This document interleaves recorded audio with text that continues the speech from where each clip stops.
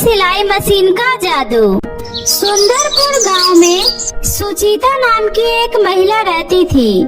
सुचिता की 3 बेटियां थी, सोनिया, प्रिया और काव्या।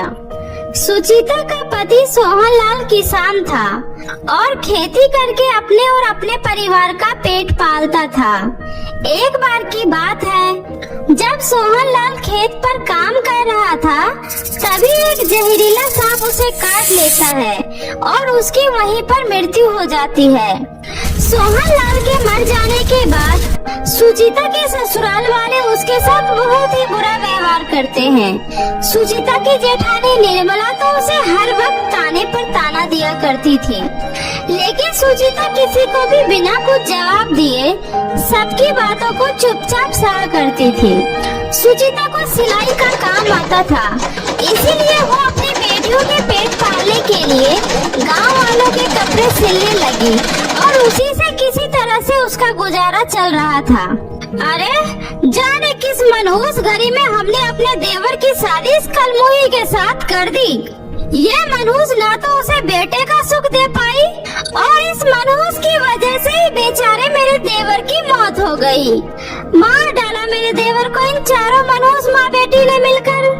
भगवान के लिए ऐसा ना बोला करे जीजी, उनके जाने का गम हमसे ज्यादा भला कौन जान सकता है।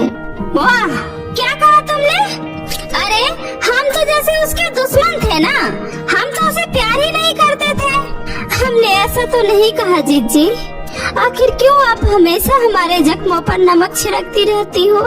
भगवान ने वैसे हमें कम दुख दे रखा है, जो यह सब बोलकर आप हमें और दुख दे रही हो। दुख? अरे मनहूस, दुखी तो मैं हूँ तुम चारों माँ बेटियों को देख देख कर।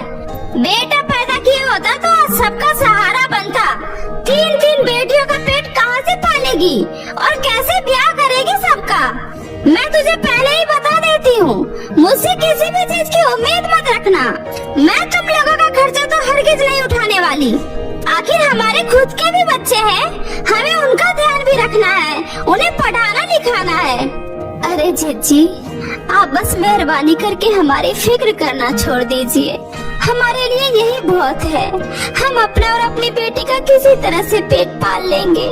आपको हमारे लिए परेशान होने की जरूरत नहीं है। आजकल तो भलाई का जमाना ही नहीं रहा। इतना बोलकर निर्मला वहाँ से चली जाती है। सुचिता बहुत ही मेहनती औरत थी। वो दिन रात एक करके अपने सिलाई का काम करती है और उसी से किसी तरह से उनके घर का गुजारा चलने लगता है। ऐसे ही दिन बीत रहे थे। सुचिता को दिन रात यूं जगकर कपड़े सिलने की वजह से उसकी आंखें खराब हो जाती है और धीरे धीरे समय बीतने के साथ साथ उसे दिखाई देना बंद हो जाता है। हे भगवान, यह क्या हो गया? मुझे कुछ दिखाई क्यों नहीं दे रहा? माँ, क्या हुआ माँ? सोनिया बेटी, मेरी बेटी, मुझे कुछ दिखाई नहीं दे रहा है बेटी। ये आप क्या कह रही हो माँ? क्या हो गया आपको? अब क्या होगा माँ? अब कौन हमारी मदद करेगा? सुचिता की आंखों की रोशनी चले जाने के बाद उसके घर में कोई भी कमाने का जरिया नहीं बचा।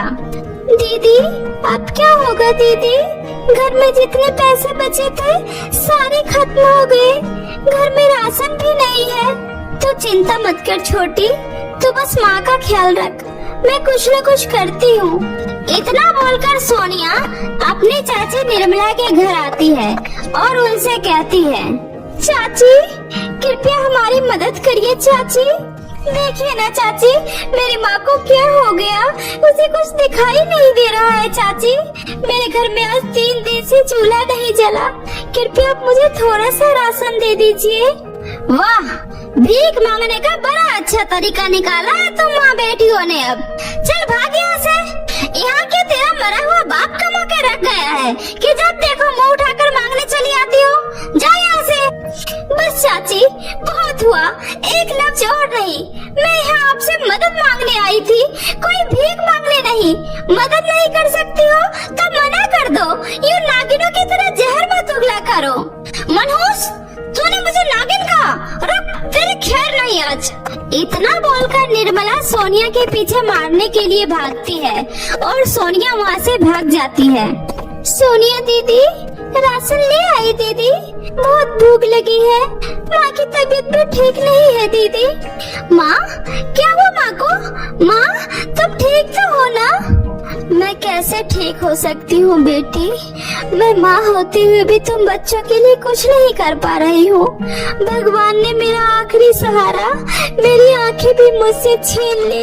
पता नहीं भगवान मुझे किन पापों की सजा दे रहे हैं। हे भगवान, ऐसी जिंदगी देने से अच्छा है तो मुझे एक बार में ही उठा ले। ऐसा ना कहो माँ, तुम चिंता मत करो, सब ठीक हो जाएगा। आपको याद है ना, बाबा हमेशा कहा करते थे, भगवान के घर देर है अंधेर नहीं। इतना बोलकर तीनों बहनें उदास होकर घर से बाहर आकर एक पेड़ के नीचे बैठकर रो रही थी। तभी उधर से खुशी परी जा रही थी। तीनों बहनों को रोता देखकर खुशी परी को उन पर दया आ जाती है और वो उनके पास जाकर बोलती है, क्या हुआ लड़कियों, तुम इतनी उदास क्यों हो? तभी तीनों बहनें खुशी परी को अपनी सारी परेशानियां बताती है। यह सब सुनकर खुशी परी बोलती है, घबराओ मत लड़कियों, हम बढ़िया अच्छे लोगों के साथ कभी गलत नहीं होने देते। यह लो, यह जादुई तीर सिलाई मशीन है। तुम जैसे ही पहली जादुई सिलाई मशीन को चलाओगी, तुम्हारी माँ बिल्कुल ठीक हो जाएगी और उनकी आंखों की रोशनी भी वापस आ जाएगी। वो फिर से पहले की तरह ही देखने लगेगी। और ये दूसरी मशीन, जिससे तुम मेहनत करके अपने लिए खूब सारा धन कमाओगी। यह सुनकर तीनों बहनें बहुत ही ज्यादा खुश हो जाती है। वह तीनों परी का धन्यवाद कर वह सिलाई मशीन लेकर खुशी खुशी अपने घर आ जाती है। तीनों बहन सिलाई मशीन को पाकर बहुत खुश होती है और खुशी खुशी पहले सिलाई मशीन को चलाती है। सिलाई मशीन चलाते ही उसकी माँ बिल्कुल ठीक हो जाती है। अरे बेटा सोनिया, प्रिया और काव्या, मैं तुम तीनों को देख पा रही हूँ। मेरी आंखें बिल्कुल ठीक हो गई है बेटी। ये तीन सिलाई मशीन ये किसकी है बेटी? फिर तीनों बेटियां अपनी माँ को जादुई तीन सिलाई मशीन के जादू के बारे में बताती है। यह सब सुनने के बाद सुचिता बहुत ही ज्यादा खुश होती है और मन ही मन परी का धन्यवाद करती है। तुम्हारे बाबा ने बिल्कुल सही कहा था, भगवान के घर देर है अंधेर नहीं। परी जी, आपका बहुत बहुत शुक्रिया। उसके बाद वो दूसरा सिलाई मशीन चलाती है, जिससे उनकी सारी गरीबी दूर हो जाती है और फिर वो लोग अपना सिलाई का एक बहुत बड़ा बुटीक खोलते हैं और तीसरी सिलाई मशीन से बहुत ही कम कीमत पर लोगों के कपड़े सिलते हैं। देखते ही देखते वो लोग बहुत ही ज्यादा अमीर हो जाते हैं। अब उनके पास किसी भी चीज की कोई कमी नहीं होती है। वो सब उस जादुई तीन सिलाई मशीन के साथ अपना खुशहाल जीवन व्यतीत करने लगते हैं।